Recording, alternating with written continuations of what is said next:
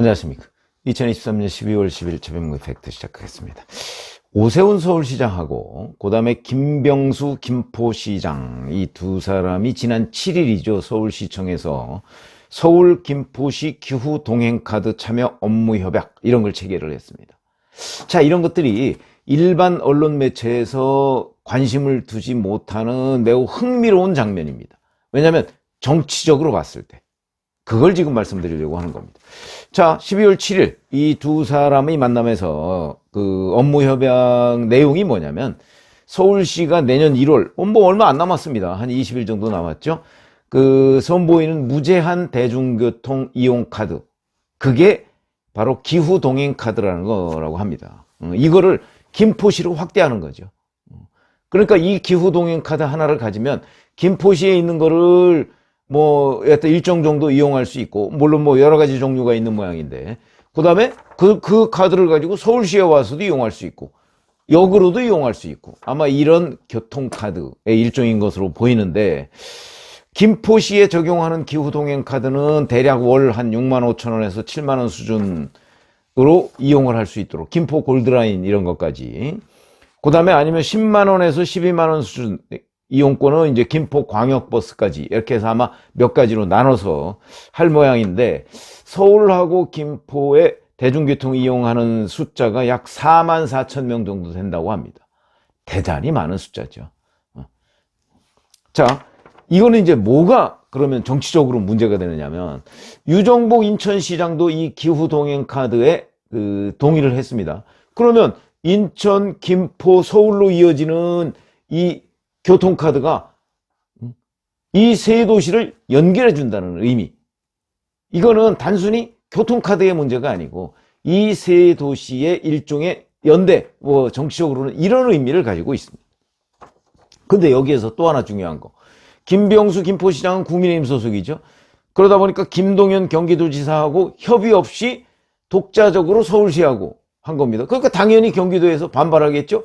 경기도는 또 뭐 이거와 다른 아마 교통카드를 지금 추진 중인 모양인데, 김병수 김포시장이 그거를 제껴놓고 서울시하고 지금 하니까, 이게 김포시의 서울시 편입 문제하고도 연결이 돼 있는 것으로 보입니다. 자, 오세훈 서울시장 이 자리에서 이렇게 얘기했습니다. 아직 발표할 단계에 이르지는 않았지만 복수의 기초자치단체와 논의를 진행 중이다. 그러니까 다른 도시하고도 지금 논의를 진행 중이라는 거죠. 그러면 서울시가 김포시하고 업무 협약을 체결했는데, 자, 그러면 다른 도시들하고도 만약에 다 업무 협약을 체결한다고 하면 서울시가 기후 동행 카드로 확장되는 효과를 갖는다. 자, 오세훈 서울시장 이것뿐만 아니고 서울시 메가시티, 메가서울, 여기에도 박차를 가하고 있습니다. 김동연 경기도지사가 이 문제에 관해서 인천시장하고 해서 한번 만난 적이 있었죠.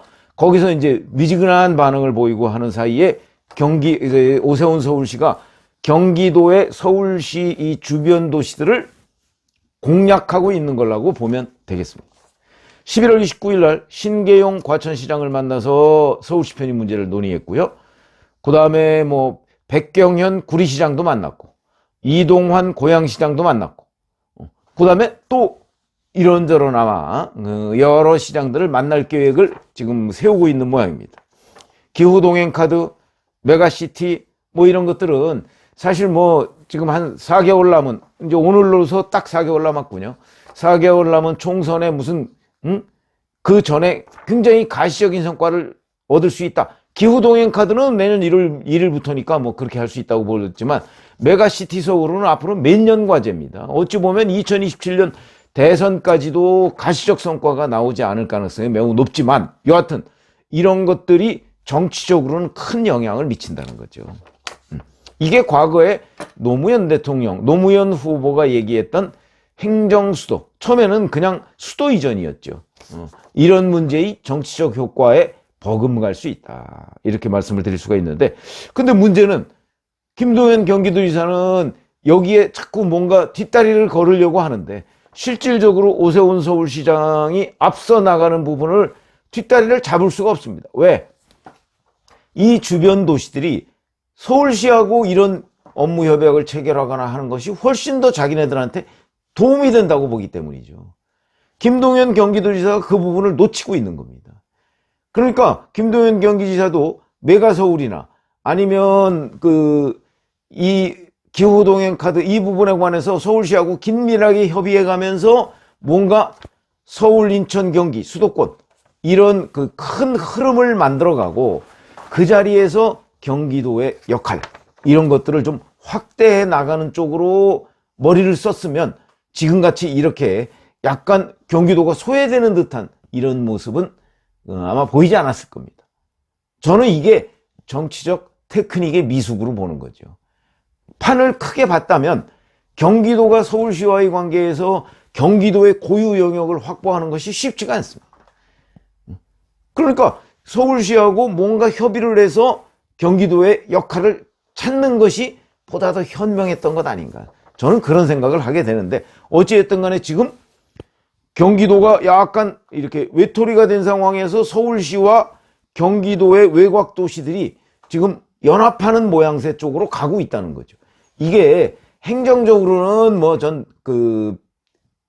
좀 의미가 없다고 보고 정치적으로는 대단히 큰 의미가 있습니다. 자, 이런 거 한번 보시죠.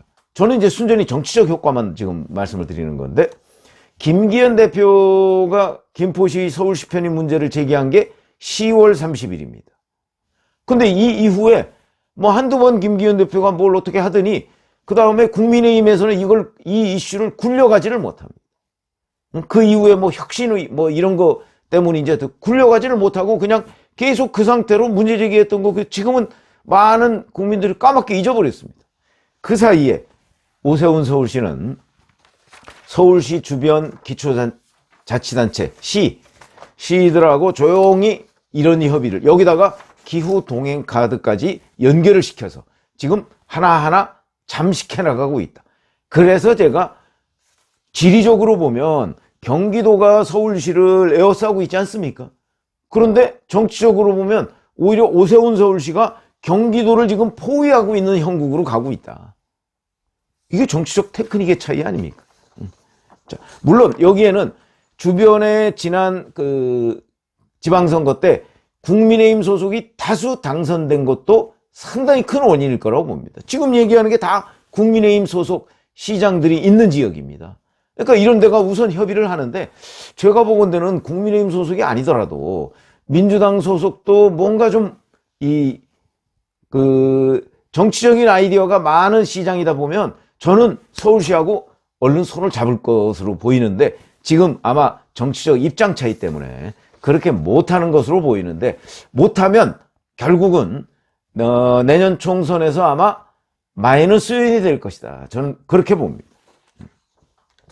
자, 이 중에서 기후동행 카드라는 거는 내년 1월부터 시행이니까 뭐 시행하자마자 뭐 김포시 같은 경우는 이제 할 것으로 보이고 다른 시도는 이제 조금 추가 합류를 하겠죠? 뭐 그럴 경우라도 여하튼 하게 되면 조금 도움이 될 텐데. 그러니까 총선 전에 이게 뭐 다 보따리가 다 풀려서 뭐 성과를 보고 이런 건 아닐 거라는 거죠. 그러나 하나 둘씩 성과를 거두면 정치적으로 그 수확을 얻을 수가 있고 메가시티라는 문제는 메가서울의 문제는 뭐 총선 전에 가시화될 가능성은 저는 없다고 봅니다만은 어찌됐든 간에 김포, 구리, 과천, 하남 뭐 이런 데에서는 상당한 정도로 정치적 효과를 누리게 될 것으로 봅니다.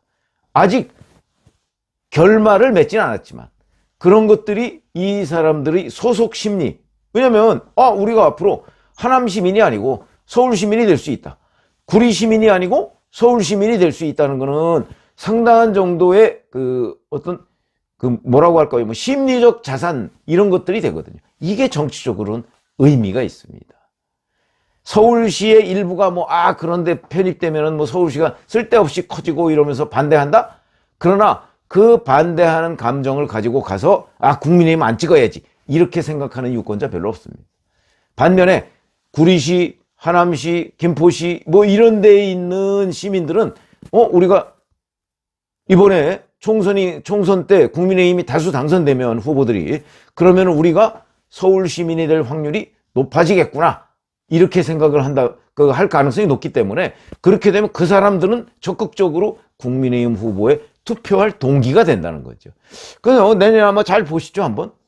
경기도 주변, 아니, 그러니까 서울시 주변에 있는 기초자치단체의 대부분이 지금 다 민주당 소속 국회의원입니다. 거기서 아마 이 사람들이 우수수 떨어질 가능성이 높습니다. 물론 뭐 공천을 어떻게 하느냐에 달려있지만, 그건 뭐냐면 상당한 정도는 이 메가 서울의 효과일 것이다. 저는 그렇게 보는 거죠. 그런데 거기에 오세훈 서울시장이, 이거는 사실 뭐 외형적으로 보면 정치행위가 아닙니다. 행정행위죠.